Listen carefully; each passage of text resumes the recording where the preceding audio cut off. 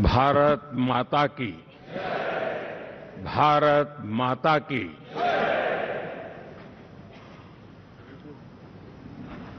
मैं सबसे पहले तो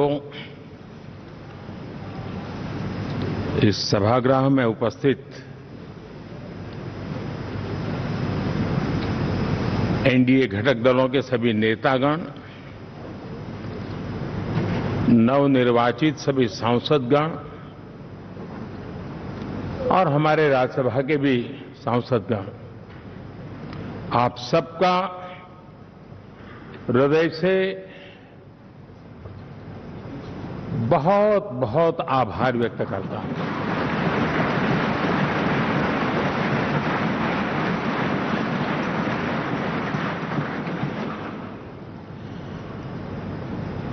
मेरे लिए खुशी की बात है कि इतने बड़े समूह को आज मुझे यहां स्वागत करने का अवसर मिला है।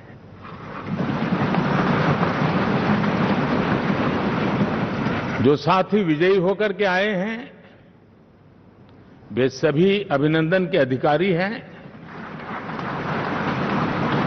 लेकिन जिन लाखों कार्यकर्ताओं ने दिन रात परिश्रम किया है, न उन्होंने दिन देखा न रात देखी,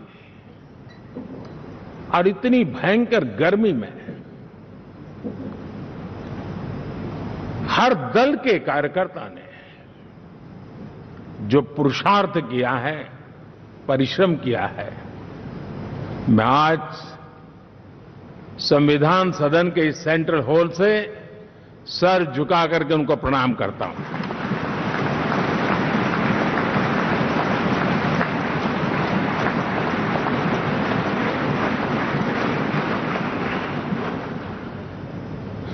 साथियों, मेरा बहुत सौभाग्य है कि एनडीए के नेता के रूप में आप सब साथियों ने सर्वसम्मति से चुन करके मुझे एक नया दायित्व दिया है, और इसके लिए मैं आपका बहुत बहुत आभारी हूं।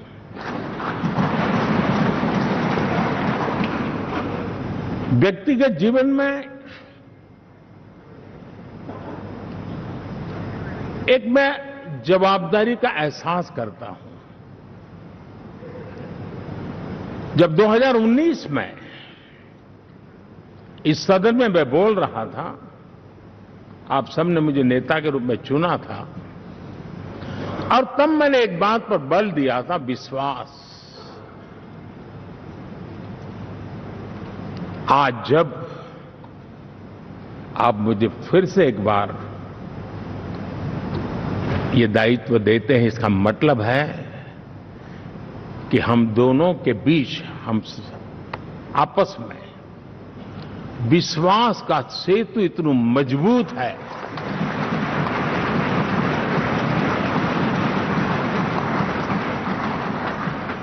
ये अटूट रिश्ता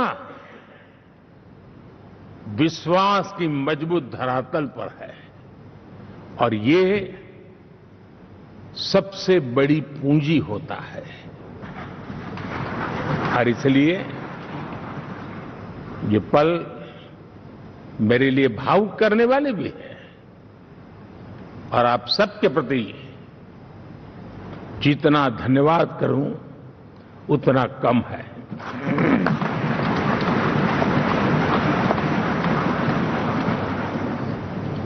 साथियों, बहुत कम लोग इन बातों की चर्चा करते हैं, शायद उनको सूट नहीं करता होगा, लेकिन हिंदुस्तान के इतने महान लोकतंत्र की ताकत देखिए कि एनडीए आज देश में 22 राज्यों में लोगों ने उनको सरकार बनाकर के सेवा करने का मौका दिया।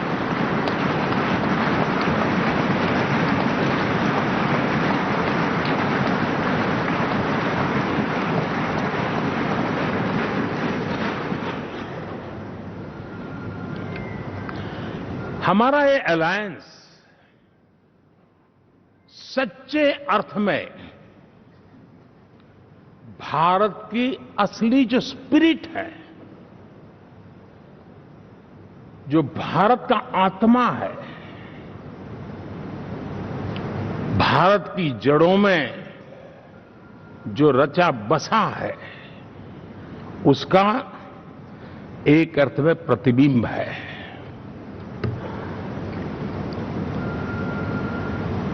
और मैं इसलिए कह रहा हूं कि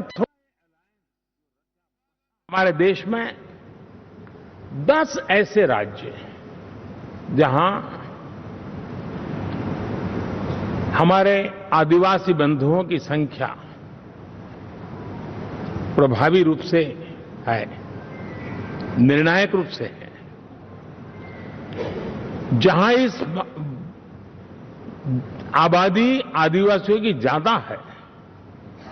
ऐसे 10 राज्यों में से 7 राज्यों में एनडीए सेवा कर रहा है।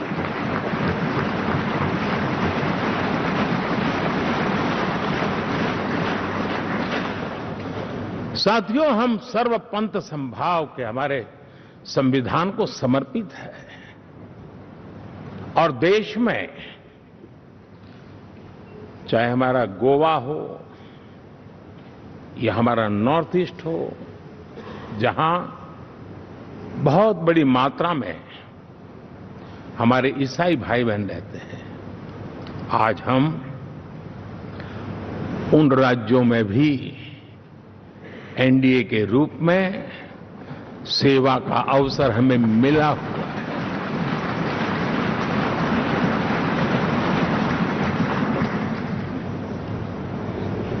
साथियों, प्री पोल अलायंस हिंदुस्तान के राजनीतिक इतिहास में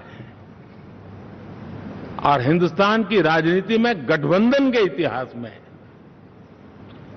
प्री पोल अलायंस इतना सफल कभी भी नहीं हुआ है जितना कि एनडीए हुआ है।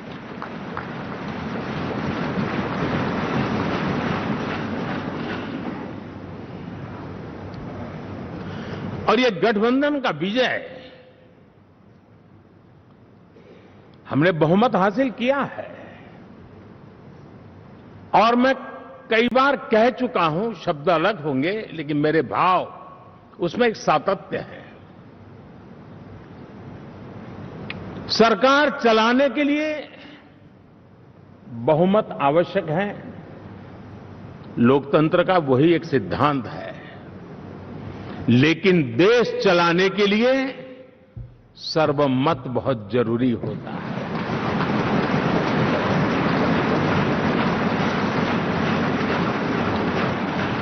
और मैं आज देशवासियों को यहां से विश्वास दिलाना चाहता हूं कि आपने जिस प्रकार से हमें बहुमत देकर के सरकार चलाने का सौभाग्य दिया है, ये हम सबका दायित्व है कि हम सर्वमत का निरंतर प्रयास करेंगे और देश को आगे ले जाने के लिए हम कोई कोर कसर नहीं छोड़ेंगे।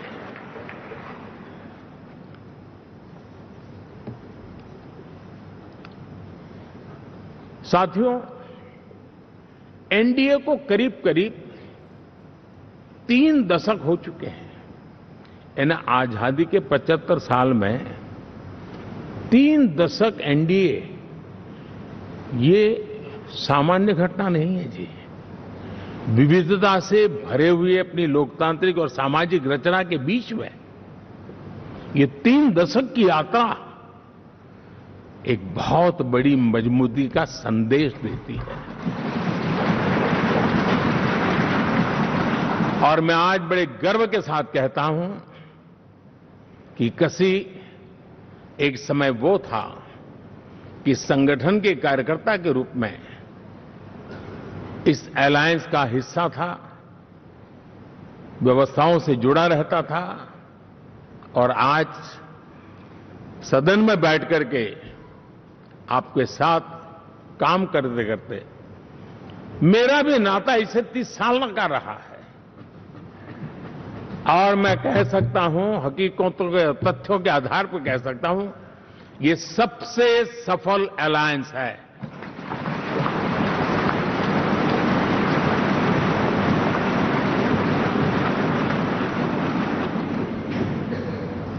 हम गर्व से कह सकते हैं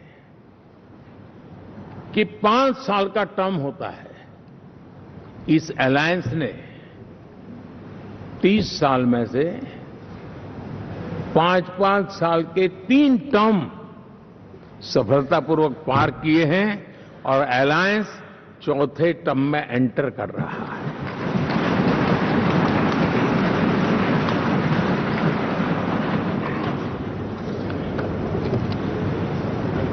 साथियों, इस बात को जो राजनीति के विशेषज्ञ हैं, अगर मुक्त मन से, मुक्त मन शब्द बहुत महत्व का है, वे सोचेंगे तो पाएंगे कि एनडीए ये सत्ता प्राप्त करने का या सरकार चलाने का कुछ दलों का जमावड़ा नहीं है। ये राष्ट्र प्रथम की मूल भावना से, नेशन फर्स्ट के प्रति कमिटेड, वैसा ये समूह है। और 30 साल का लंबा कालखंड शुरू,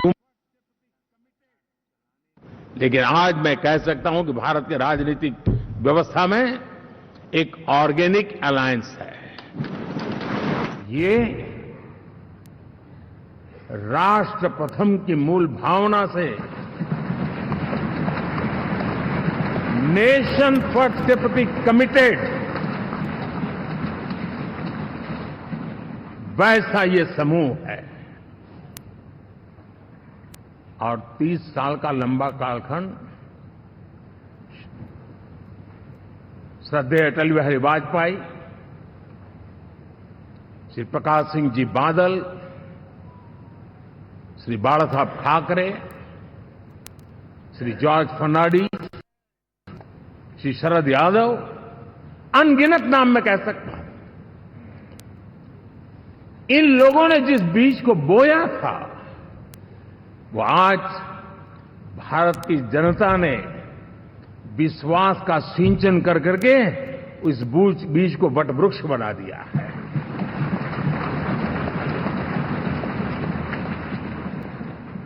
और हम सबके पास ऐसे महान नेताओं की विरासत है और हमें इसका गर्व है।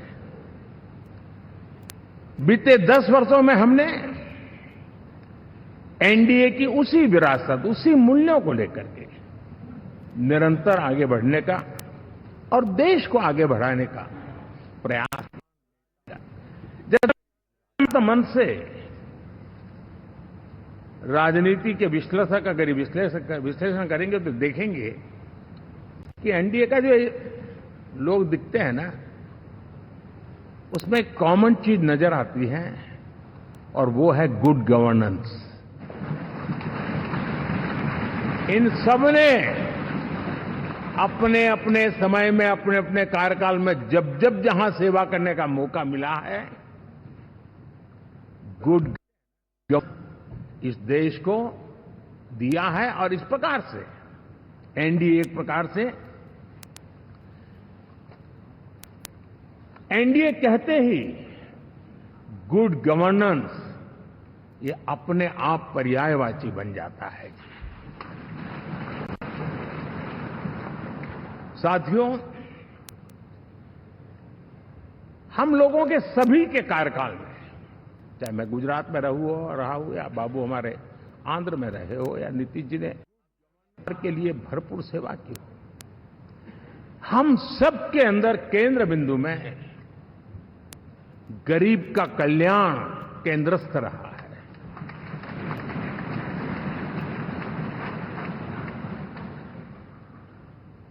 और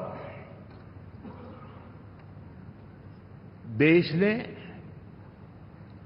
एनडीए के गरीब कल्याण के, गुड गवर्नेंस के 10 साल को देखा है। इतना नहीं, मैं कह सकता हूं देश ने इसे जिया है।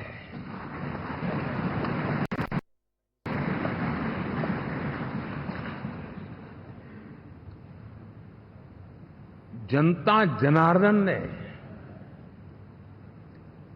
सरकार क्या होती है, सरकार क्यों होती है, सरकार किसके लिए होती है, सरकार कैसे काम करती है, इसको पहली बार अनुभव किया है। वरना जनता और सरकारों के बीच में एक खाई की व्यवस्था ही बनी हुई थी। हमने उसको पाट दिया है। हमने सबका प्रयास का मंत्र देश को नई ऊंचाई पर ले जाने के लिए चरितार्थ करके देखा है। साथियों,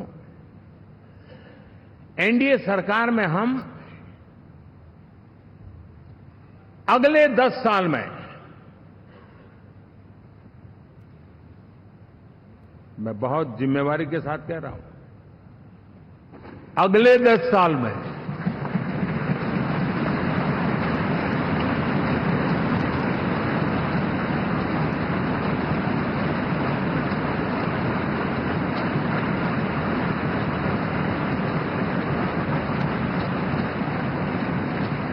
गुड गवर्नेंस, विकास, नागरिकों के जीवन में क्वालिटी ऑफ लाइफ, और मेरा व्यक्तिगत रूप से एक बहुत बड़ा ड्रीम है, मैं लोकतंत्र की समृद्धि को जब सोचता हूं तो मैं चाहता हूं कि सामान्य मानवीय के जीवन में से, और खास करके मध्यम वर्ग, उच्च मध्यम वर्ग, उनके जीवन में से सरकार की दखल जितनी कम हो उतनी लोकतंत्र की मजबूती है।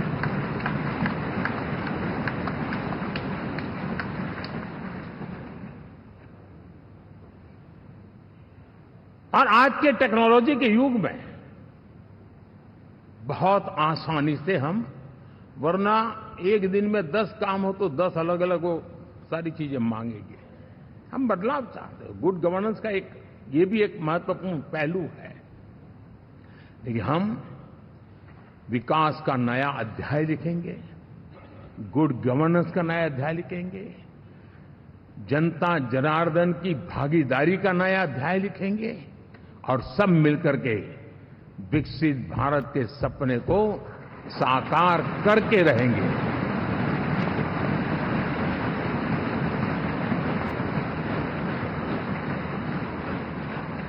साथियों, एनडीए में, और मैं अगर विस्तार से कहूं तो सदन में किसी भी दल का कोई भी जनप्रतिनिधि होगा, मेरे लिए सब बराबर है।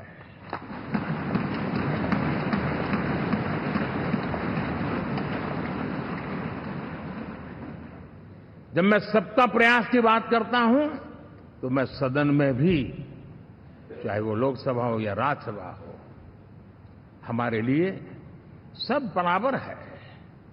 और यही एक भाव है जिसके कारण 30 साल से एनडीए अलायंस मजबूती के साथ आगे बढ़ा है। अपना पराया कुछ नहीं है। सबको गले लगाने में हमें कभी कोई कमी नहीं रखी है। उसी का परिणाम है कि जनता का विश्वास भी जीत पाते हैं। साथियों, हमने 2024 में जिस टीम भावना से काम किया है और ग्रासरूट लेवल पे किया है, सिर्फ फोटो ऑप करना, नेता मिलकर के हाथ हिलाएं और फिर तुम्हारे रास्ते में मेरे रास्ते, ऐसा नहीं। ग्रास रूट लेवल तक सबने मिल करके ये जो काम किया है और उसी ने हमें ऑर्गेनिक अलायंस का सामर्थ्य दिया है।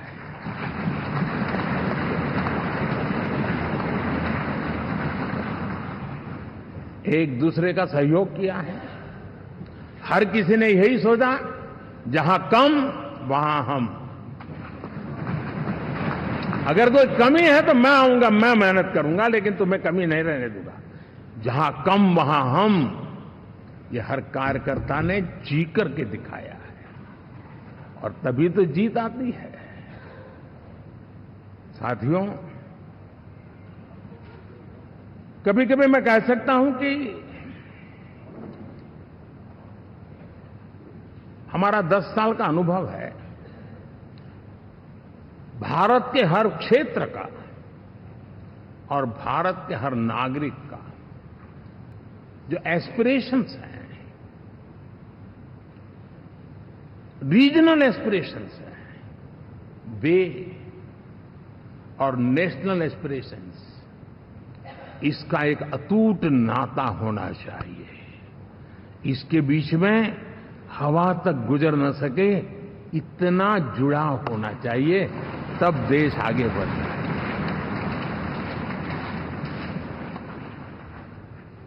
साथियों, इस चुनाव में मैं कुछ उल्लेख जरूर करना चाहूंगा जो मेरी नजरिए से मैंने देखा है। दक्षिण भारत में एनडीए ने एक नई राजनीति की नींव मजबूत की है।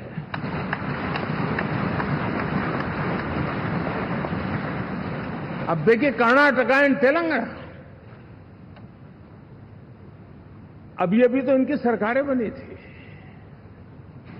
लेकिन पल भर में ही लोगों का विश्वास टूट गया, भ्रम से लोग बाहर आ गए और एनडीए को गले लगा दिया। कर्नाटक और तेलंगाना में दोनों जगह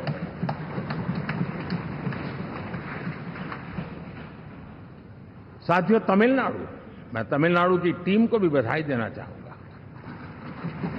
और वहां हमारा एनडीए समूह बहुत बड़ा भी है और कईयों को पता था कि हम एक साथ एक सीट नहीं लड़ा पाएंगे, लेकिन इस लड़ाई में हम साथ रहेंगे। और मैंने बहुत से एनडीए के साथी तमिलनाडु में ऐसे हैं कि जिनका कोई उम्मीदवार नहीं था, लेकिन इस झंडे को ऊंचा रखने के लिए वो जी जान से जुटे थे। और इसलिए आज तमिलनाडु में भले हम सीट नहीं जीत पाए, लेकिन जिस तेजी से एनडीए का वोट शेयर बढ़ा है, वो साफ साफ संदेश दे रहा है कल में क्या लिखा हुआ है।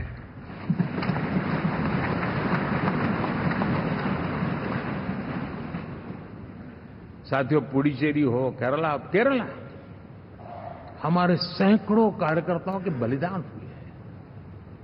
यूडीएफ हो या एलडीएफ हो, शायद हिंदुस्तान के राजनीतिक जीवन में इतना जुल्म एक विचारधारा को लेकर के जीने वाले लोगों पर हुआ होगा तो सिर्फ मैं कह सकता हूं केरल में हुआ है। जम्मू कश्मीर से भी ज्यादा हुआ है। उसके बावजूद भी सामने कहीं विजय नजर नहीं आता था। उन्होंने परिश्रम की पराकाष्ठा में कभी पीछे नहीं रहे, पीढ़ियां खपा दी। और आज पहली बार संसद में केरल से हमारा प्रतिनिधि बन के आया।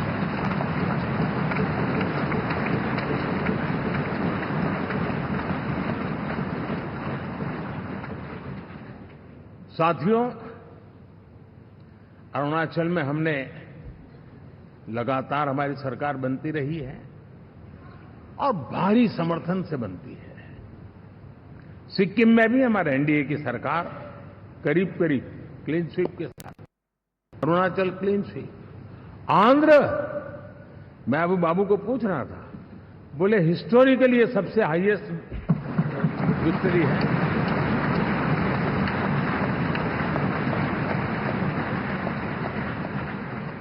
और ये जो यहाँ दिखता है ना, पवन, ये पवन नहीं, ये आंधी है।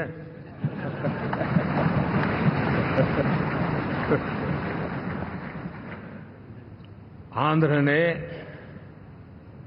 इतना बड़ा हमारे प्रति जनमत दिया है। हिंदुस्तान के लिए एक सामान्य मानवी की विकास की जो जिजीविषा है, उसका प्रतिबिंब है। और महाप्रभु जगन्नाथ,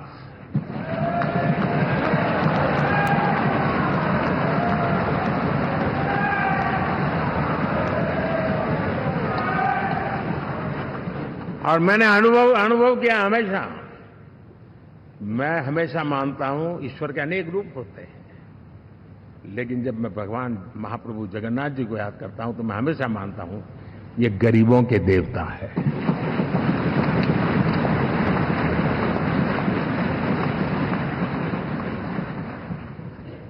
और वहां जो क्रांति रूप परिणाम आया है, मैं इसे एक रिवॉल्यूशन देख रहा हूं। और मैं इसके साथ कह सकता हूं कि विकसित भारत का हमारा जो सपना है,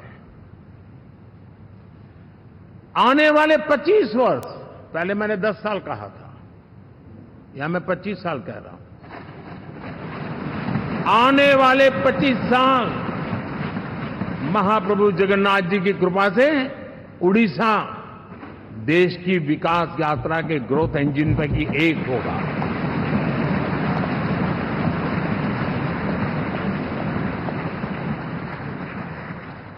साथियों, हम लोग जब 4 जून के नतीजे चल रहे थे, मैं तो अपने काम में कुछ व्यस्त था, बाद में फोन आना शुरू हो गए। तो मैंने किसी को पूछा, यार ये तो ठीक है आंकड़े वांकड़े, तो मुझे ये बताओ कि ईवीएम जिंदा है कि मर गया?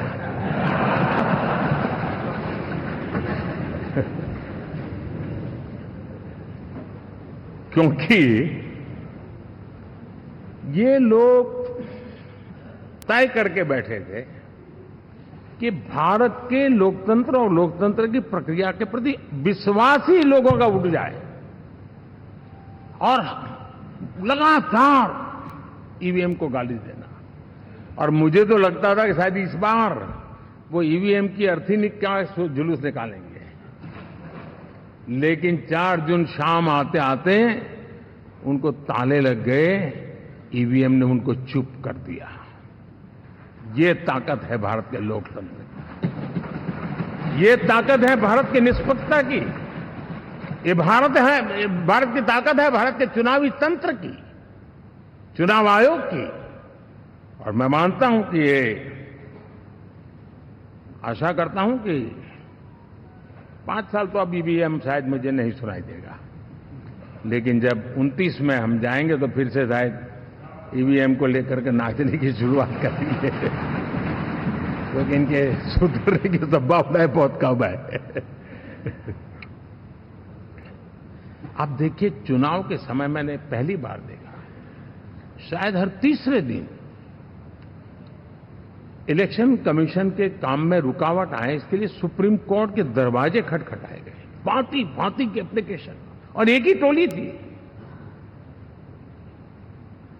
और लोकतंत्र के प्रति जिनका भरोभार अविश्वास है, ऐसे लोग सुप्रीम कोर्ट का उपयोग करते हुए कैसे रुकावट डाले, इसका निरंतर प्रयास करते रहे। और चुनाव आयोग की ताकत का एक बड़ा हिस्सा अदालतों में, इस पीक अवर्स में, चुनाव के पीक अवर्स में, यानी कितनी निराशा लेकर के ये लोग मैदान में आए थे कि उन्होंने पूरा हमला उसी इंस्टीट्यूट पे लगा दो, ताकि चुनाव के कोई भी परिणाम आए, हम दुनिया के सामने भारत को भी बदनाम कर लें। ये षड्यंत्र का हिस्सा था दोस्तों, और कभी भी देश उनको माफ नहीं करेगा। साथियों, इंडी गठबंधन वाले जब ईवीएम का विरोध करते हैं तो मैं सिर्फ एक चुनाव के रूप में नहीं देख रहा। मैं मानता हूं ये लोग मन से पिछली शताब्दी के सोच वाले लोग हैं। वे टेक्नोलॉजी को हम महत्व न समझते हैं, न टेक्नोलॉजी स्वीकार करने को तैयार है। और ये सिर्फ ईवीएम में दिखाई दिया ऐसा नहीं, यूपीआई में दिखाया। जब हमने कहा कि हिंदुस्तान के लोग डिजिटल ट्रांजैक्शन करेंगे, फिनटेक की दुनिया में आज हिंदुस्तान का नाम हो गया, मानने को तैयार नहीं। आधार आज देश की एक पहचान बना है। मैं तो देख रहा हूं कि मुझे कई देश कहते हैं कि हमें आधार की पद्धति से आगे बढ़ना है, आप कैसे मदद कर सकते हैं।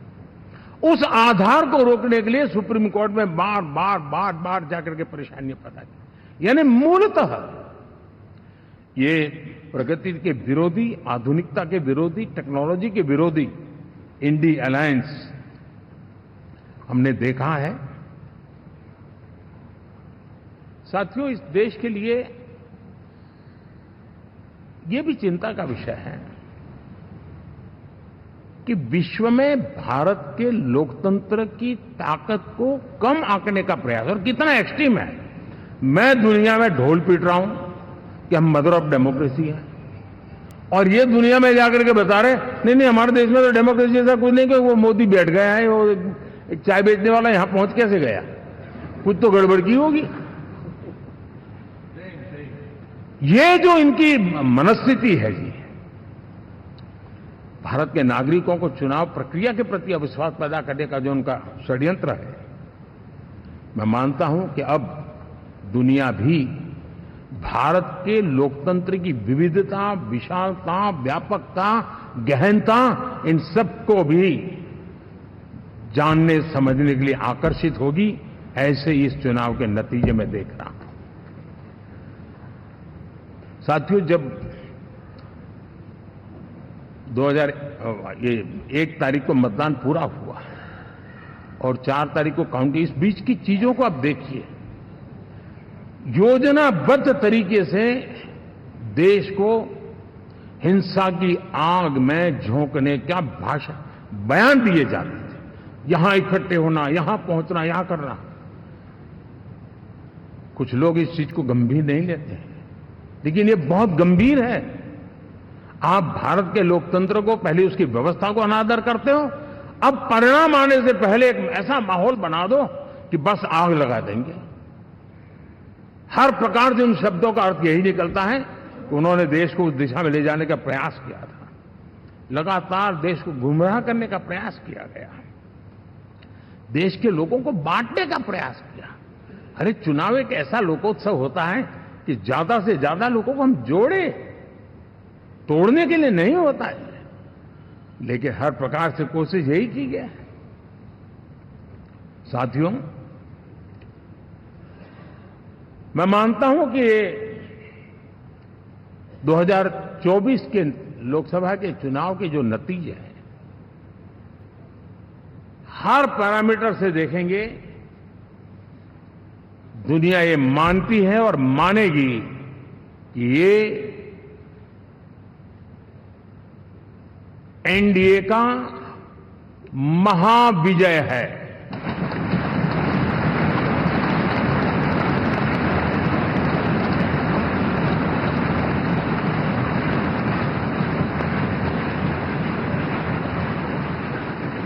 और आपने देखा 2 दिन कैसा चला, जैसे हम तो हार चुके हैं, गए। सब चारों तरफ यही दिखता था, क्योंकि उनको अपने कार्यकर्ताओं का मोरल हाई करने के लिए ऐसे काल्पनिक परेड ये करने पड़ रहे हैं। और साथियों, गठबंधन के इतिहास में अगर आंकड़ों के हिसाब से देखें तो ये सबसे मजबूत गठबंधन की सरकार है।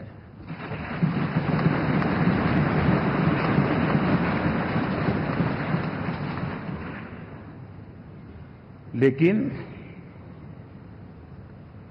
कोशिश ये की गई कि इस विजय को स्वीकार न करना, उसको पराजय के छाया में डुबो के रखना। लेकिन उसकी ऐसी चीजों की बाल मृत्यु हो जाती है, और हो भी गई। लेकिन देशवासी जानते हैं कि न हम हारे थे न हम हारे हैं।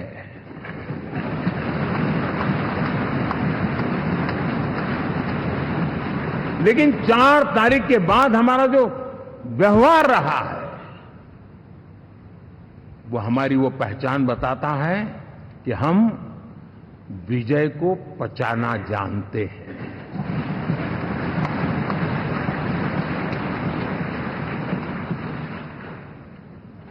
हमारे संस्कार ऐसे हैं कि विजय की गोद में उन्माद पैदा नहीं होता है और न ही पराजित लोगों के प्रति उपहास करने के हमारे संस्कार हैं। हम विजय को भी पचाते हैं और पराजित का भी उपहास करने की विकृति हम नहीं पालते। ये हमारे संस्कार हैं। अब किसी भी बालक को पूछो कि भाई लोकसभा के चुनाव के पहले सरकार किसकी थी, तो कहेगा एनडीए। 24 के नतीजों के बाद सरकार किसकी बनी, एनडीए। फिर हारे कहां से भाई? पहले भी एनडीए थी, आज भी एनडीए और कल भी एनडीए है।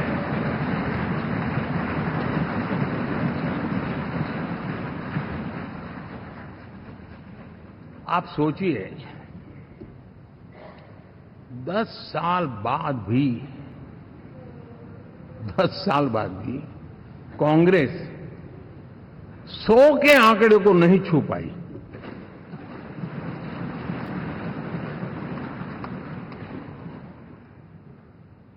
और अगर मैं 14, 19 और 24 3 चुनावों को जोड़ करके कहूं, कांग्रेस के 3 चुनाव जोड़ूं, तो इन 3 चुनावों में जितनी सीटें मिली है उससे ज्यादा हमें इस चुनाव में मिली है।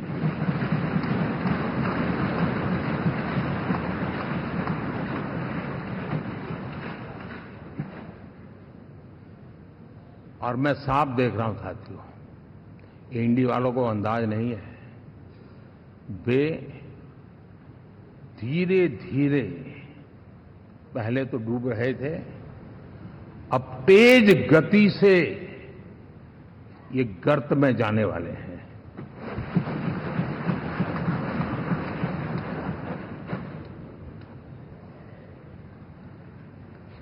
साथियों,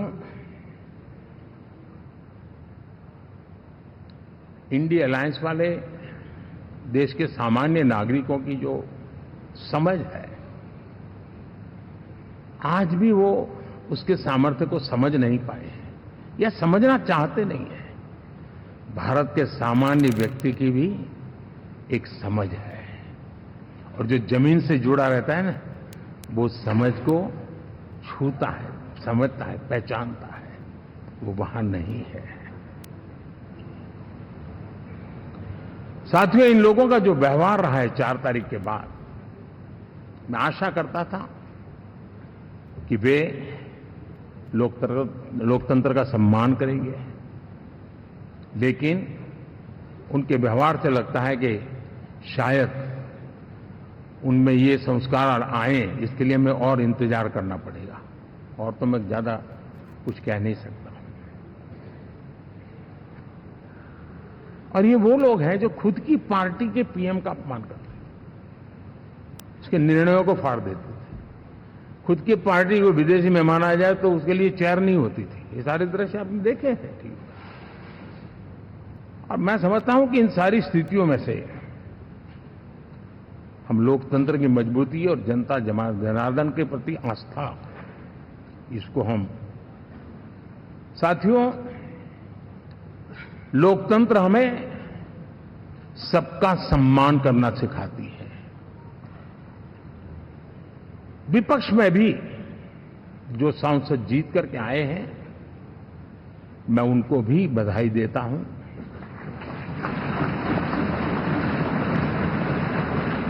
और मैं पिछले 10 वर्ष में एक चीज मिस कर रहा था कि debate, participation, quality of debate. मैं मिस कर रहा हूं, लेकिन मैं आशा करता हूं कि अब इस नया जो सदन बना है वो कमी मुझे खलेगी नहीं। शायद हमारे साथी भी राष्ट्रहित की नीयत के साथ सदन में आएंगे और भले वो विपक्ष में बैठे होंगे, लेकिन राष्ट्र के विपक्ष में नहीं है, हमारे विपक्ष में है। राष्ट्र में तो हम सब एक ही दिशा में हैं।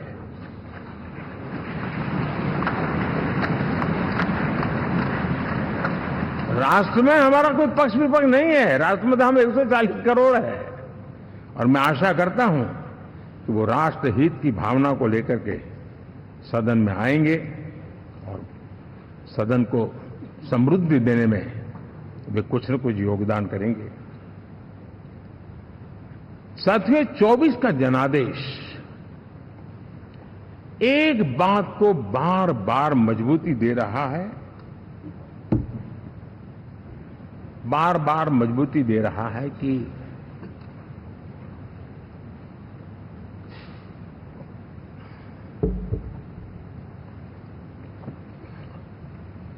देश को आज के वातावरण में सिर्फ और सिर्फ एनडीए पर ही भरोसा है।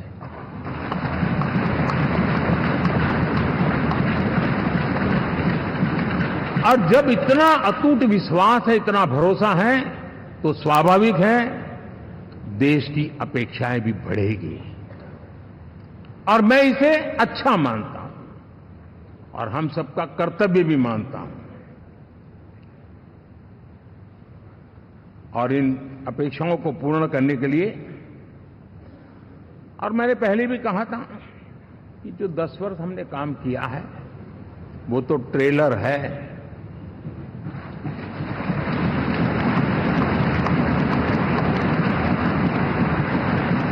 और वो मेरा चुनावी वाक्य नहीं था, ये मेरा कमिटमेंट है।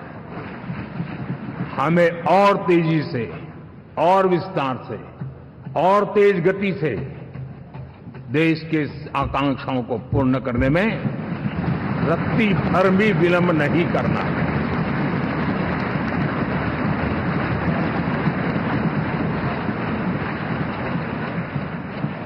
जनता जनार्दन चाहती है हम पहले से ज्यादा डिलीवर करें। जनता चाहती है कि हम खुद ही हमारे पुराने रिकॉर्ड तोड़े। और मैं साथियों एक तरफ एनडीए रखूं, दूसरी तरफ भारत के लोगों के सपने और संकल्पों को रखूं, तो मैं कहूंगा NDA, new India, develop India, aspirational India.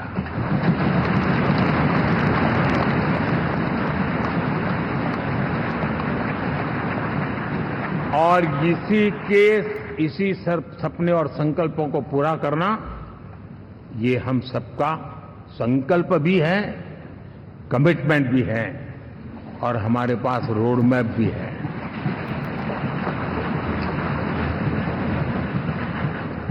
साथियों, एनडीए ने हमेशा करप्शन फ्री, रिफॉर्म ओरिएंटेड, स्थिर सरकार देश को दी है। जब जब हमें अवसर मिला हम लोगों ने काम किया है।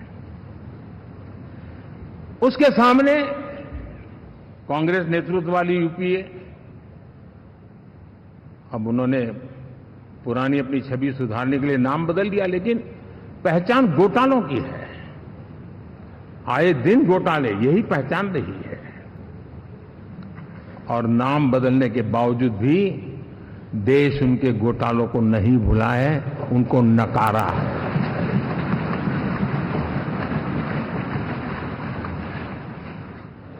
और मैं कह सकता हूं साथियों, इंडी अलायंस वालों ने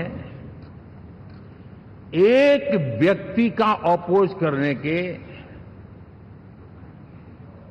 वन पॉइंट एजेंडा के कारण देश की जनता ने उनको ही ऑपोजिशन में बिठा दिया है।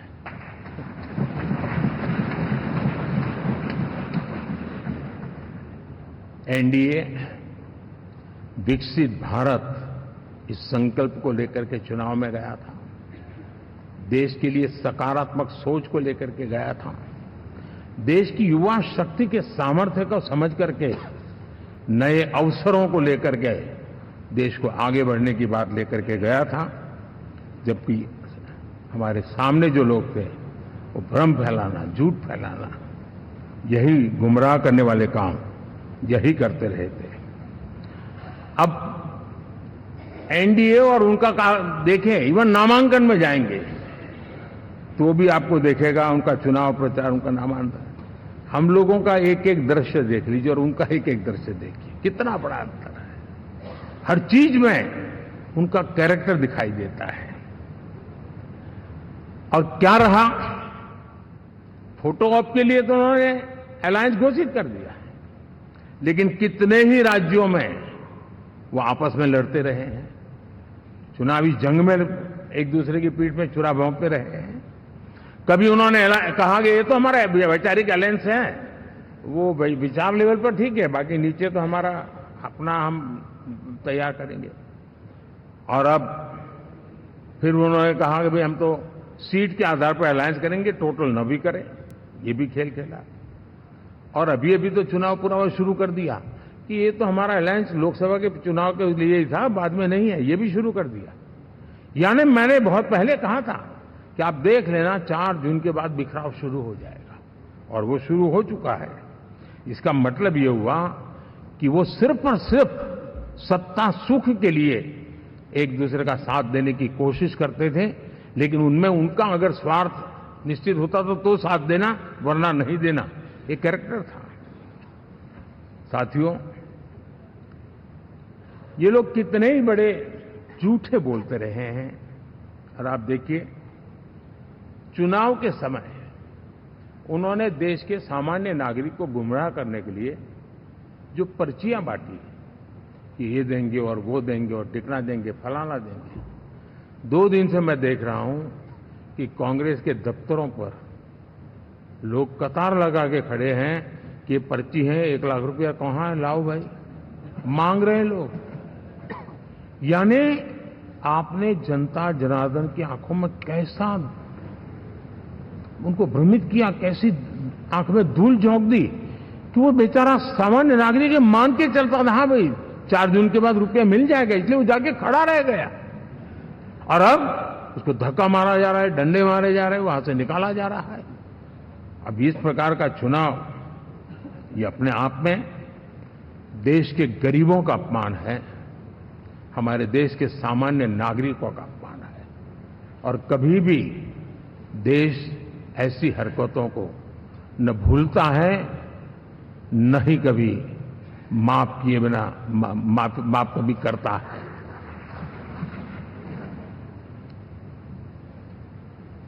साथियों, हमारे लिए संतोष की बात है कि हम एक कमिटमेंट से काम कर रहे हैं। 10 साल में हमने 25 करोड़ गरीबों को गरीबी से बाहर निकाला है।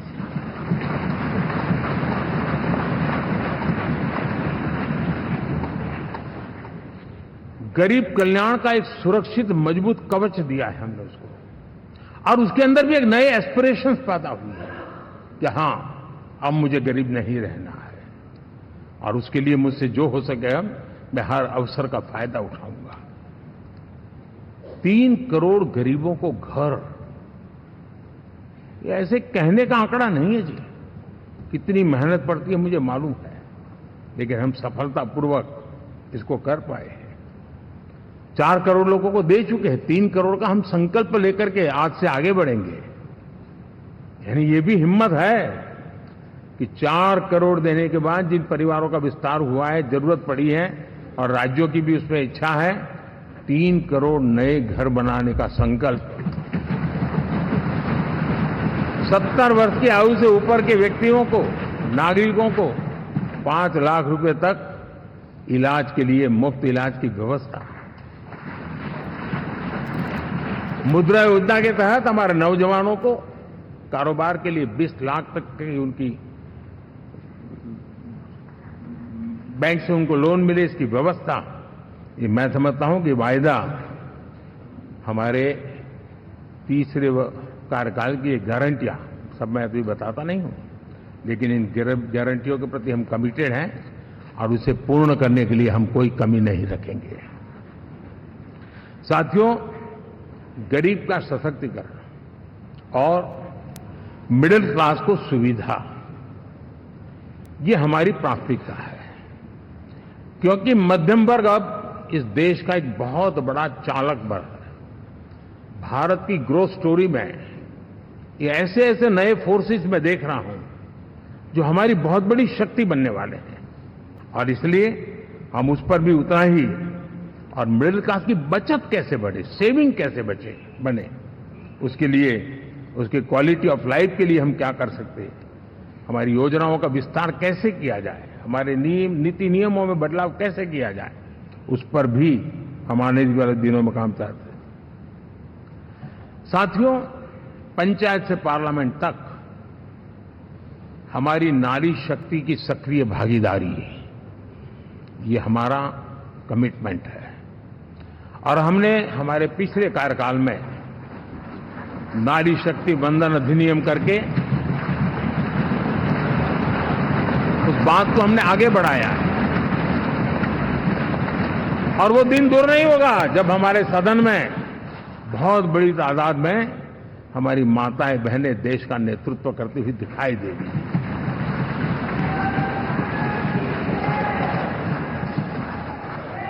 इस पूरे चुनाव में हम सबसे ज्यादा महिला उम्मीदवारों को टिकट देने वाली पार्टी रहे हैं, ये हमारा कमिटमेंट है।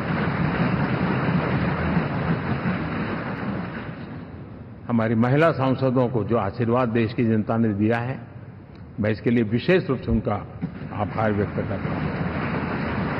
और साथियों, आपने देखा होगा G20 समिट में दुनिया के सामने एक विषय लेकर के हम बड़े आग्रह से गए हैं, और वो है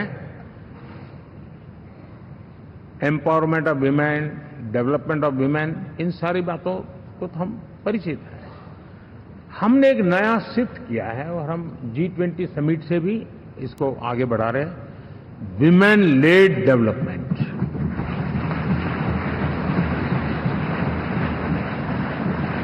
एक बार हमारा इस प्रकार का कमिटमेंट बनता है तो परिवर्तन बिल्कुल साफ नजर आता है। साथियों, एनडीए का ये कार्यकाल बड़े फैसलों का है, तेज विकास का है, और अब हम समय गंवाना नहीं चाहते कि हम 5 नंबर की इकोनॉमी से 3 नंबर की इकोनॉमी पर पहुंचना है।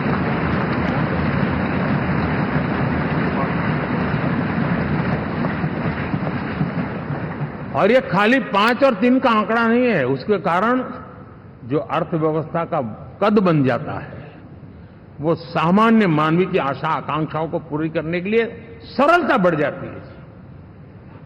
देश के लिए जो जरूरतें हैं वो आराम से पूरी करने का सामर्थ्य बन जाता है, और इसलिए हम उस दिशा में बड़ी कोशिश करके आगे बढ़ना चाहते हैं। राज्यों का सहयोग भी उसमें उतना ही महत्वपूर्ण है, और भारत के संविधान ने हमें जिस प्रकार का दिशा निर्देश किया है कोऑपरेटिव फेडरलिज्म का, लेकिन मैंने उसमें आग्रह रखा है कॉम्पिटिटिव कोऑपरेटिव फेडरलिज्म। हमारे राज्यों के बीच में भी तंदुरुस्त स्पर्धा हो, राज्य और केंद्र के बीच में भी तंदुरुस्त स्पर्धा हो, हम अच्छा करने की स्पर्धा करें, और उस दिशा में हम आगे बढ़ना चाहते हैं। और हमने देखा है कि जब मैं कॉम्पिटिटिव कोऑपरेटिव फेडरलिज्म की बात करता हूं, आपने देखा G20 समिट हम एक जगह पे कर सकते थे, हम भी मालाएं पहन करके फोटो निकलवा सकते थे, लेकिन हिंदुस्तान के अनेक शहरों में 200 से ज्यादा मीटिंगें हुई, और दुनिया भर के नीति निर्धारक जो कहे G20 देशों के और बाकी भी 5-7 देशों के, वो हिंदुस्तान के कोने कोने में गए, उनके देशों में जाकर के भारत की विविधता, भारत की विशालता, इसकी चर्चा कर रहे हैं। उनके लिए आश्चर्य है, हमने तो दिल्ली आकर के वापिस जाते थे, पता ही नहीं था कि देश इतना बड़ा है। ये अपनी एक ताकत का परिचय हुआ है। हमने कोविड में देखा, राज्यों के साथ कोऑपरेशन के साथ हमने जिस प्रकार से लड़ाई लड़ी, और एक सूत्र में रह करके लड़े, दल किसी का भी हो सरकार में, लेकिन हमने इस काम को किया क्योंकि हमारा कोऑपरेटिव फेडरलिज्म के प्रति कमिटमेंट है। एस्पिरेशनल डिस्ट्रिक्ट एक ऐसा मॉडल है गवर्नेंस का जिसमें राज्य भी उतना ही सक्रियता से हमारे साथ जुड़े हुए हैं। और दुनिया के लिए जो डेवलपिंग कंट्रीज हैं उनके लिए गवर्नेंस का एक ऐसा मॉडल प्रस्तुत हो रहा है जिसका अब तो केस स्टडी के रूप में दुनिया के अनेक यूनिवर्सिटी केस स्टडी करना शुरू की है। अब उसको हम आगे बढ़ाते हुए एस्पिरेशनल ब्लॉक की तरफ ले जा रहे हैं ताकि हमारे ग्रासरूट लेवल पे भी जो वीक एरियाज हैं, जहां सुविधाएं अभी सामान्य एवरेज से भी नीचे हैं, उसको हम जल्दी से जल्दी उस स्टेट की एवरेज तक लाना चाहते हैं। देश का रीजन कोई भी क्षेत्र हो, सर्वांगीण विकास को लेकर हम चले। साथियों, गत 10 वर्ष में इंफ्रास्ट्रक्चर के क्षेत्र में हमने एक बहुत बड़ा यानी सोचने में भी बदलाव लाए। जमीन पर तो लाए लाए, वरना हमारे देश में सोचा चलेगा यार, अरे एक बार कर लो ना, उस सहारे में से बदलाव नहीं। अब तो अच्छा ही चाहिए, बड़ा ही चाहिए, जल्दी से जल्दी पहुंचाने वाला चाहिए। सामान्य मानवीय के मन को हमने इस तरह से प्रेरित भी किया है और पुरुषार्थ करके हमने उस दिशा में काम किया है। 5 साल में हमें गति शक्ति यानी इस प्रकार के प्लेटफॉर्म पर जो काम किया है, जो काम 6-6, 8-8 महीने तक नहीं होता था, वो आज 15-20 दिन में कर सकते हैं। सर, टेक्नोलॉजी का उपयोग करके हम काम कर रहे हैं। और ये जब होता है तो उसका मूल फायदा देश के नौजवानों के लिए रोजगार के अति अवसर बन जाते हैं। उनके लिए जीवन में सिलेक्शन के लिए बहुत बड़ा दायरा बढ़ जाता है। और वो हमें साथियों, आज भारत दुनिया में विश्व के लिए एक नया मैन्युफैक्चरिंग हब के रूप में उभर रहा है। और जब हम मैन्युफैक्चरिंग हब कह रहे हैं तब सिर्फ इलेक्ट्रॉनिक गुड्स या सर्विसेज की मैं बात नहीं कर रहा हूं। मैं फूड प्रोसेसिंग में भी आज दुनिया में हम बहुत तेजी से आगे बढ़ रहे हैं और वो भारत के किसानों को बहुत बड़ी ताकत देने वाला है। उसी प्रकार से स्पेस हो, आर्टिफिशियल इंटेलिजेंस हो, स्टार्टअप्स की बात हो, स्किल जॉब अपॉर्चुनिटीज की बात हो, आज भारत बहुत तेजी से आगे बढ़ेगा, बढ़ रहा है, ये मेरा विश्वास है। साथियों, मुद्रा योजना, ड्रोन दीदी, विश्वकर्मा योजना, इसने भी नई संभावनाओं को जन्म दिया है। साथियों, हमारी संस्कृति, हमारी विरासत, उसके प्रति हम जितना ध्यान केंद्रित करेंगे, दुनिया के लिए आकर्षण का केंद्र बनेगा। और इसलिए हम उन दिशा में, और मैं मानता हूं भारत के लिए टूरिज्म एक ऐसा एवेन्यू है जो गत शताब्दी में हमें कभी, आज से लेकर के पीछे के 100 साल में कहूं, ऐसा अवसर नहीं मिला है जैसा आने वाले 25 साल में मिलने वाला है। दुनिया भारत की तरफ मुड़ने वाली है। अब हमारा काम है हम इसके लिए आवश्यक व्यवस्थाओं को विकसित करें, हमारी विरासत के प्रति हम हमारा पर्यटन का विकास करते हुए एक विन विन सिचुएशन का हम फायदा उठाएं और उसमें बहुत अधिक निवेश की संभावनाएं मैं देखता हूं।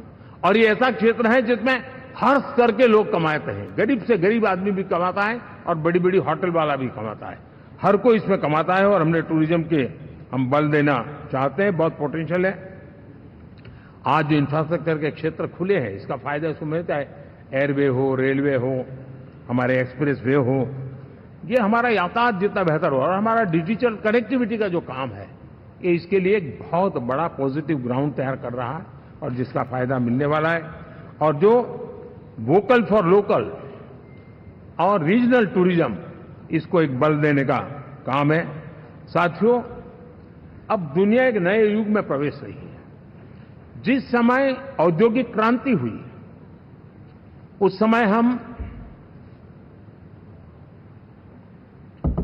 गुलामी के दौर से गुजर रहे थे। तो औद्योगिक क्रांति का जितना फायदा लेना चाहिए हम नहीं ले पाए। अब एक नया युग शुरू हो रहा है, हरित युग, ग्रीन एरा। भारत के पास बहुत संभावनाएं हैं इसका नेतृत्व करने की, और हम इसके लिए आने वाले दिनों में ग्रीन हाइड्रोजन की बात हो, ग्रीन एनर्जी हो, या ग्रीन जॉब्स हो, या ग्रीन मोबिलिटी हो, इन सारे विषयों को हम इतनी तेजी से आगे बढ़ाना चाहते हैं ताकि इस हरित युग का नेतृत्व दुनिया में भारत का सामर्थ्य सिद्ध कर दें। ये हम चाहते हैं। साथियों, इसी सिलसिले में इस 5 जून को जब पर्यावरण दिवस था, 4 जून को नतीजे आ गए थे, तो उसी दिन मेरे मन में एक विचार आया कि कार्यक्रम 5 जून को हमने आरंभ किया, एक पेड़ मां के नाम। हर किसी को मां के प्रति श्रद्धा होती है, और मैं भी देशवासियों को कहूंगा कि आने वाले समय में कभी आपकी माताजी का जन्मदिन हो, क्या कोई और शुभ दिन हो, अपनी मां के नाम पर एक पेड़ लगाइए, और मां जीवित है तो साथ लेकर जाइए, उनकी फोटो आप सोशल मीडिया में अपलोड कीजिए, और मां नहीं है तो उनकी फोटो रख करके एक पेड़ लगाइए, और वो अपनी मां का भी सम्मान होगा और धरती मां की सेवा होगी। हम इन 2 माताओं की सेवा करें। साथियों, एनडीए, अब भारत आइसोलेशन में नहीं जी सकता। वैश्विक परिवेश में भारत की भूमिका दिनों दिन बहुत बढ़ती चली जा रही है। 2014 में जब एनडीए की सरकार बनी, पूरे विश्व में उसी एक पल से ही एक नया जिज्ञासा पैदा हुई, थोड़ी आशा के संकेत उनको नजर आने लगे, और फिर उस बदलाव बहुत बड़ा तेजी से आया। और पिछले 10 वर्ष में भारत ने जिन कामों को बढ़ लिया है, आज भारत की छवि विश्व बंधु की बन चुकी है। दोस्तों, विश्व हमें एक बंधु के रूप में स्वीकार कर रहा है, और जब दुनिया हमें विश्व बंधु के रूप में स्वीकारती है तो हमारी वैश्विक जिम्मेवारियों को भी हमने हमारे आने वाले रोड मैप में महत्व देना ही होगा। और भारत की सफल विदेश नीति ने अच्छे परिणाम भी दिए हैं। हमने हर संकट को उस प्रकार से हैंडल किया जिस प्रकार से मानवीय मूल्यों को हमने प्राथमिकता दी, उसका परिणाम है कि सामान्य मानवी के मन में ये विश्व बंधु वाला भाव बहुत मजबूत हुआ, और भारत का सेवा भाव का जो कैरेक्टर है उसको विश्व ने पहचाना है। चाहे यूक्रेन का संकट हो, चाहे अफगानिस्तान का संकट हो, हर हमारे लोगों को बचाना हो, हमने किसी भी में हमने कोई कमी नहीं रखी है। और साथियों, ये क्षमता के कारण भारत में निवेश की संभावनाएं बहुत बढ़ने वाली है। मैं राज्यों से भी कहूंगा कि आप प्रगतिशील नीतियां बनाकर रेडी रहिए। विश्व आज आपके आंगन पे दरवाजे पर दस्तक दे रहा है, और जो राज्य ज्यादा स्पष्ट नीतियों के साथ आएगा, जो राज्य उन कंपनियां विदेशी आने वाले लोगों को ठीक से हैंडल करेगा, उसको बेनिफिट मिलने ही वाला है। और भारत ने जो नीतियां बनाई है, भारत ने जो वातावरण बनाया है, उसका लाभ भारत के हर राज्य को मिलना चाहिए, और उस दिशा में हम तेजी से काम करना चाहते हैं। साथियों, हमने G20 समिट में देखा है, दुनिया का भारत के प्रति नजरिया बदला है। जो लोग इन चीजों को माइन्यूटली देखते होंगे उनको पता होगा कि G20 एक प्रकार से कई संकटों से गुजर रहा था। उतार चढ़ाव आते रहते थे, बिखराव भी नजर आ रहा था, लेकिन भारत में G20 आने के बाद नए प्राण से भर गया है, नया सामर्थ्य आ गया है। और ये भारत की ताकत है कि उसने पूरे विश्व को जोड़ने में G20 के माध्यम से बहुत बड़ा काम किया है। और उसके इन दिनों भी जो परिणाम आए, इसके बाद मेरा काफी समय विदेश के सरकारों से फोन अभिनंदन स्वीकार करने में गया, और शायद मैं 14 में 19 में भी ऐसा अनुभव नहीं था जितना इस बार फ्लो है। दुनिया के करीब करीब, अब नाम ले, उसने भारत को शुभेच्छा व्यक्त की है या बात करने की कोशिश की है। यानी ये वैश्विक जो हमारा ताकत है उसका परिचय करवा रहा है, और उसके कारण मैं मानता हूं कि विश्व में हमारा सम्मान और साथ साथ भारत में निवेश, ये दोनों संभावनाएं बढ़ रही है। साथियों, हमारे संविधान का 75वां वर्ष है। हम चाहते हैं कि संविधान हमारी संवैधानिक संस्थाओं का संरक्षण भर इसके मात्र के लिए है, ऐसा नहीं, कोई अदालत में धाराओं का उपयोग करके काम करने के लिए नहीं है। ये एक हमारी भावना है, हमारा स्पिरिट है, और हमें इस 75 साल को ऐसे मनाना है ताकि हम संविधान के स्पिरिट को जन जन तक पहुंचाएं। हर जन को संविधान की जो भावना है, कर्तव्य की भावना है, अनेक बात ऐसे इस बात है, उन सब प्रति समर्पण उसका बढ़े, उस दिशा में हम काम करना चाहते हैं। साथियों, छत्रपति शिवाजी महाराज के राज्याभिषेक के 350 वर्ष के उत्सव में देश आज रंगा हुआ है, और हमारे लिए सबसे बड़ी प्रेरणा है, क्योंकि उसमें राष्ट्र प्रथम की भावना है। छत्रपति शिवाजी महाराज को याद करते ही राष्ट्र प्रथम की भावना हमें मजबूती देती है, और इसलिए हम देश में इसी एजेंडा को आगे रखते हुए, और जब इसी समय 350 साल का पर्व आया है, तो हमें अपनी पॉलिसी और परफॉर्मेंस और सामान्य मानवीय का जीवन बेहतर करना है, उसमें जरा भी विलंब नहीं करना है। साथियों, विकास की सारी तैयारियां, रोड मैप लेकर को हम चलेंगे ही, चल रहे हैं, लेकिन साथ साथ हम नए नए सांसद आए हैं, कुछ पुराने सांसद हैं, कुछ ज्यादा अनुभवी सांसद भी हैं। आप देखते हैं कि इन दिनों, पिछले 2 दिन से आप टीवी पे देखते होंगे, एक भी सच्चाई मुझे उसमें नजर नहीं आई। कोई ये कह रहा है, कोई वो कह रहा था, सब मैंने कहा भी जरा पूछो तो ये जानकारी लाते कहां से, गपगोले चला रहे, किसी के खाते में कुछ भी डाल करके चल रहा है। तो मतलब ये थोड़े दिन, क्योंकि 10 साल से ऐसे अवसर नहीं मिले हैं, तो शायद ये उबाल जरा ज्यादा रहेगा।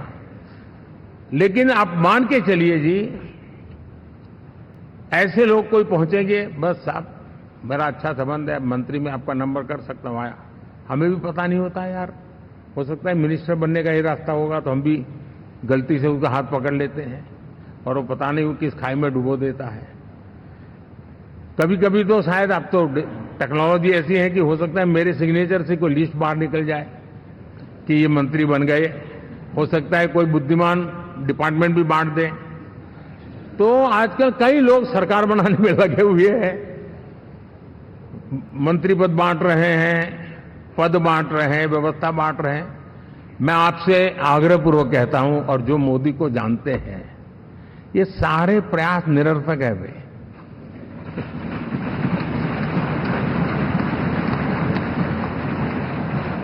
आप भी किसी का फोन आ जाए तो 10 बार वेरीफाई कीजिए कि जिसने फोन किया है वो सचमुच में अथॉरिटी है, अदरवाइज कोई भी क्या, भाई आपका नाम हो गया है, सुबह परिवार को बुला लीजिए, शपथ समारोह में आना है, हो गया।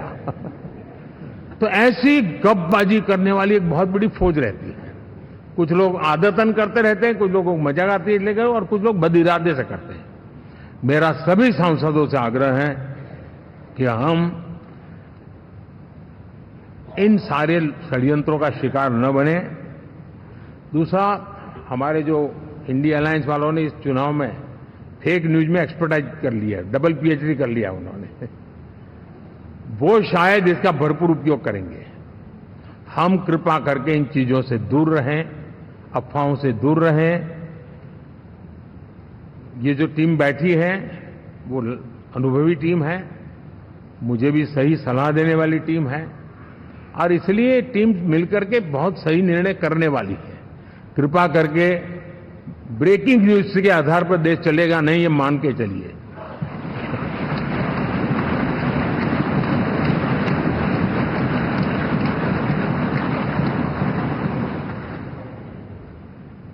साथियों, विकसित भारत का संकल्प लेकर के हम चले हैं। 3 नंबर की इकोनॉमी पहुंचना मैं जानता हूं, निश्चित रोड मैप के साथ उसको हम पार करने वाले हैं। और मैंने पहले भी कहा था कि मेरा पल पल देश के नाम है, मेरा पल पल आप लोगों के नाम है, मैं 24/7 अवेलेबल हूं।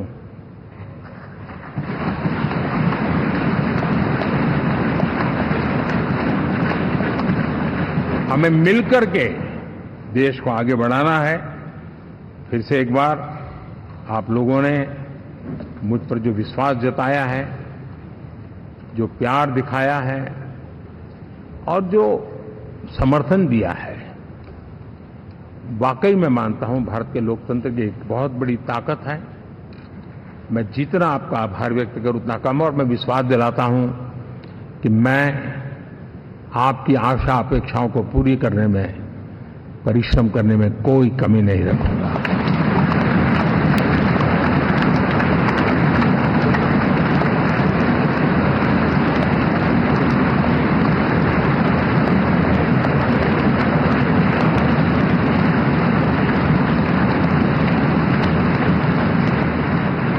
मेरे लिए जन्म सिर्फ और सिर्फ वन लाइफ वन मिशन, और वो है मेरी भारत माता। ये मिशन है 140 करोड़ देशवासियों के सपनों को पूरा करने के लिए खप जाना।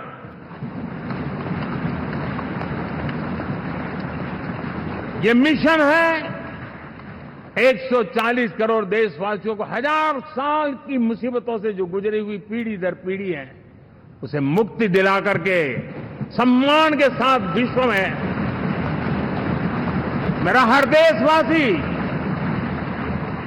दुनिया उसे देखे तो उसका मन कर जाए, काश ये हिंदुस्तान का है, अरे नजर मिल जाए तो अच्छा होगा।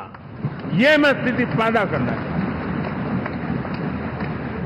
उसका मन लालायित होना चाहिए, हिंदुस्तानी है, अरे यार जरा हाथ मिला लूं, कुछ एनर्जी मुझे भी आ जाए। मैं देश को इस ऊंचाई पे ले जाना चाहता हूं। और साथियों, मुझे पक्का विश्वास है आपका साथ, आपका सहयोग, आपका अनुभव बहुत बड़े परिणामों की संभावनाएं लेकर के आया है। लोकसभा का ये गठन उन सभी आकांक्षाओं को पूरा करेगा। मैं फिर एक बार आप सबका हृदय से बहुत बहुत धन्यवाद करता हूं।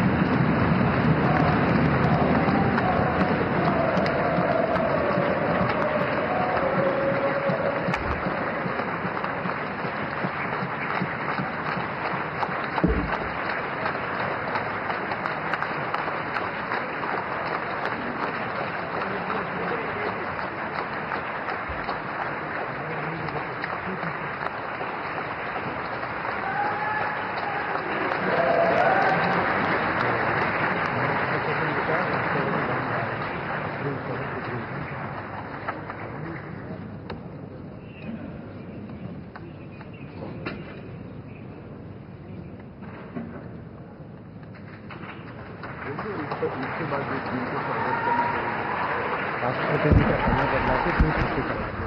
जो एनडीए के साथी स्वागत करना चाहते हैं वो आगे आ सकते हैं, और बाकी भी जो फिर पार्टी के वरिष्ठ नेता भी स्वागत करना चाहते हैं वो आगे आ सकते हैं। एनडीए के वरिष्ठ नेता राष्ट्रपति भवन की ओर भी इसके बाद जाएंगे। तो एनडीए के साथी तमिलनाडु वाला देवनाथ, हाँ जाओ जाओ।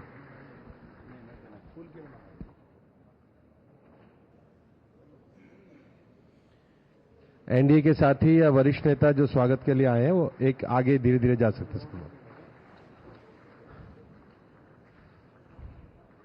तो एनडीए संसदीय दल की बैठक में ऐतिहासिक निर्णय, यह ऐतिहासिक बैठक है और प्रधानमंत्री के तौर पर चुना गया है।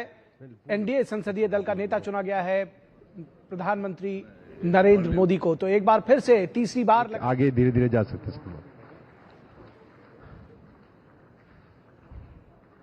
तो एनडीए संसदीय दल की बैठक में ऐतिहासिक निर्णय, यह ऐतिहासिक बैठक है और प्रधानमंत्री के तौर पर चुना गया है।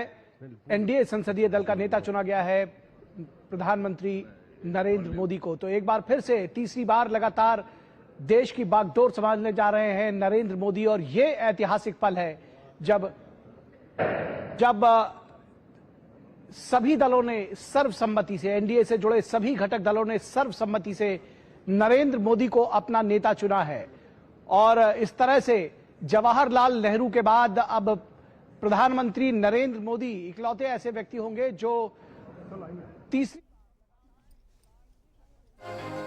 देखिए, ये इस वक्त की सबसे बड़ी कहा जा सकता है कि राजनीतिक तस्वीर है, जहां एक तरफ ये कंफर्म हो चुका है कि नरेंद्र मोदी तीसरी बार देश में अपनी सरकार बनाने जा रहे हैं। और आज एनडीए दल की बड़ी बैठक हुई जिसमें सर्वसम्मति से उनको अपना नेता चुना गया। तीसरी बार मोदी के शपथ की तैयारी शुरू हो गई। इसी के साथ आप देखिए तमाम जो नेता घटक दलों के मौजूद हैं, एनडीए के मौजूद हैं, प्रधानमंत्री नरेंद्र मोदी को बुके देकर उनका इस्तकबाल कर रहे हैं, क्योंकि ये इस वक्त की सबसे बड़ी तस्वीर है। संसद भवन से आप देख रहे हैं 11 बजे से ये पूरा क्रम शुरू हुआ, जहां प्रधानमंत्री नरेंद्र मोदी का एक लंबा संबोधन चला। इसके पहले भी आपने सुना बीजेपी के तमाम नेता अपना वक्तव्य दे रहे थे और साथ ही साथ जो घटक दलों के नेता थे वो अपना संबोधन दे रहे थे। और प्रधानमंत्री नरेंद्र मोदी ने तमाम बातें कही। बीजेपी के नेतृत्व वाले एनडीए गठबंधन ने जहां इस बार 292 सीटें जीती हैं, बीजेपी अपने दम पर बहुमत का जादुई आंकड़ा नहीं बना पाई, लेकिन बावजूद उसके भी तीसरी बार देश में एक बार फिर से मोदी सरकार बनने जा रही। देखिए, तीसरा जो टर्म है बेहद महत्वपूर्ण है मोदी सरकार का, जहां पिछले 2 टर्म की कई उपलब्धियां भी गिनाई। वहीं आप देखिए बड़ी तस्वीर है, संजय निषाद उत्तर प्रदेश के भी तमाम नेता इस वक्त मौजूद हैं, साथ ही साथ महाराष्ट्र ग्रुप के भी तमाम नेता मौजूद हैं। तमाम प्रदेशों के जो गठबंधन के जो तमाम नेता हैं इस वक्त इस तस्वीर में साथ साथ नजर आ रहे हैं। ये देखिए मुख्यमंत्री पुष्कर सिंह धामी भी आप देखिए उत्तराखंड के मुख्यमंत्री पहुंचे हैं। मुख्यमंत्री पुष्कर सिंह धामी, नीतीश कुमार, एकनाथ शिंदे, तमाम नेता। और देखिए आप इस फ्रेम में ओम प्रकाश राजभर भी पहुंचे, केशव प्रसाद मौर्य, क्योंकि तमाम बीजेपी शासित राज्यों के मुख्यमंत्री और उप मुख्यमंत्रियों को बुलाया गया था। उत्तर प्रदेश के मुख्यमंत्री योगी आदित्यनाथ और साथ ही साथ मध्य प्रदेश के पूर्व सीएम शिवराज सिंह चौहान, तमाम नेता, हेमा मालिनी आप देखिए उनका इस्तकबाल कर रही हैं, उनको बुके दे रही हैं। और साथ ही साथ और भी जो नेता हैं गठबंधन दल के वो मौजूद है। चिराग पासवान को आप इस तस्वीरों में देख रहे हैं। और इसी के साथ आज नरेंद्र मोदी सरकार दावा बनना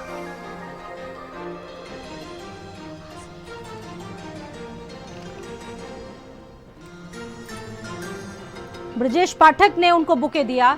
तीसरी बार मोदी के शपथ की तैयारी आप देखिए, तमाम जो चेहरे हैं इस वक्त नजर आ रहे हैं।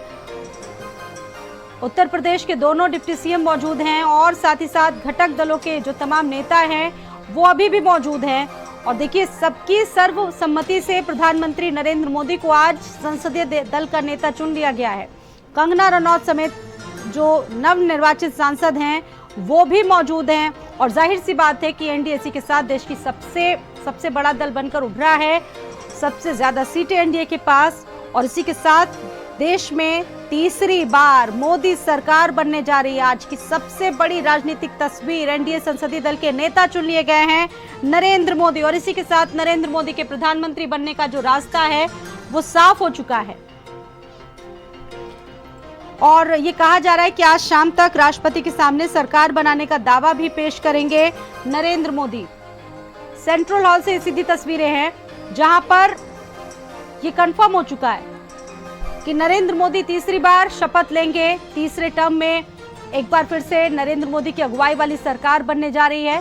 हालांकि इस बार सीटें थोड़ी कम हैं, 32 सीटें बहुमत से काफी दूर है। इसकी वजह से अब की बार जो सहयोगी दल है उनका साथ लेना बीजेपी को बहुत जरूरी होगा। लेकिन उसके बावजूद भी सबने एक स्वर में नरेंद्र मोदी को अपना नेता चुना, अपना समर्थन उनको दिया। फिलहाल ये तस्वीरें अब बहुत देखिए महत्वपूर्ण इसलिए है क्योंकि हर एक व्यक्ति मिलना चाहता है, हर एक दल का व्यक्ति इस वक्त जो एनडीए में शामिल दल है वो प्रधानमंत्री नरेंद्र मोदी का उत्साह बढ़ाने में लगा हुआ है। बीजेपी के नेतृत्व वाले एनडीए गठबंधन ने 292 सीटें जीती है। बीजेपी अपने दम पर जो बहुमत का जादुई आंकड़ा है वो हासिल नहीं कर पाई, उसे 240 सीटें ही देश में मिली हैं। और देखिए तमाम बड़ी बातें इस वक्त प्रधानमंत्री नरेंद्र मोदी के संबोधन से जुड़ी हुई जो आपको बताना चाह रहे हैं। उन्होंने कहा कि अगले 25 साल में पर्यटन को लेकर भारत के लिए स्वर्ण अवसर आने वाला है। तमाम क्षेत्रों में उन्होंने विकास की बात कही। यातायात, रेलवे, रीजनल टूरिज्म से इस पर्यटन को बल मिल रहा है। और साथ ही साथ अपने पिछले साल जो सरकार रही है उसके कार्यकाल को भी, उनकी उपलब्धियों को भी प्रधानमंत्री नरेंद्र मोदी ने गिनवाया। फिलहाल ये तस्वीरें देखिए, आज का ये जो पूरा घटनाक्रम रहा है काफी महत्वपूर्ण, और 11 बजे से तमाम चीजें चल रही है। संसद भवन सेंट्रल हॉल से ये सीधी तस्वीरें हैं जहां सर्वसम्मति के साथ नरेंद्र मोदी को संसदीय दल का नेता चुना गया। एनडीए के तमाम जो नेता थे वो मौजूद थे। नरेंद्र मोदी को एनडीए के संसदीय दल के नेता के तौर पर चुना गया है और अपने भाषण में उन्होंने नारी शक्ति वंदन अधिनियम से जुड़ी तमाम बातें कही और कहा कि हमारी महिला सांसदों को देश की जनता का आशीर्वाद मिला। G20 में भी महिला सशक्तिकरण पर पूरा फोकस रहा, यानी कि पिछले कार्यकाल की उपलब्धियों को भी यहां पर नरेंद्र मोदी ने गिनवाया।